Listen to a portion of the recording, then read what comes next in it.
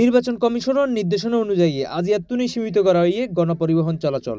তবে বিধিনিষেধের প্রথম দিনতেই চরম ভোগান্তিত পড়ছে সাধারণ মানুষ। বিশেষ করে স্কুল কলেজ খোলা তাহায় বিপাকে পড়ছে শিক্ষার্থী ও অভিভাবক সকল। নগরীর ব্যস্ততম টাইগার পাস মোড়ত যাইয়েনে দেখা যায় এক অন্যরল্য চিত্র।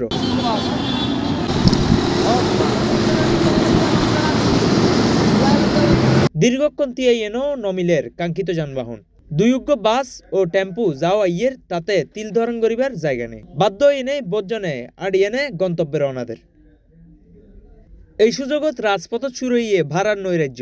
যে সীমিত সংখ্যক গণপরিবহন চলে তারা সাধারণ মানুষের অসহায়ত্ব সুযোগ লই এনে আদায় করের কয়েক গুণ বাড়তি ভাড়া। আমি আধা ঘন্টার উপরেই দাঁড়িয়ে আছি।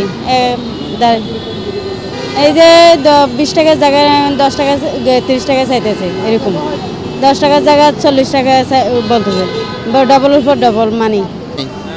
এখন আগ্রাবাদ টাকাবাদ 20 টাকা লইয়ে আজেন জুনুমগেট আগ্রাবাদ টাকাবাদ 20 টাকা লইয়ে বারা তো উড়ানামা 10 টাকা, বারা কিন্তু 5 টাকা, কিন্তু আর তো মা বাপ নাই সাহেবের হলে কিও। এক মিকে গণপরিবহনের অভাব, অন্য মিককে অতিরিক্ত যাত্রীর চাপ। জনজীবন স্বাভাবিক রাখতে বিশেষ ব্যবস্থায় পরিবহন বাড়ানোর দাবি জানাইয়ে নগরবাসী অক্কল।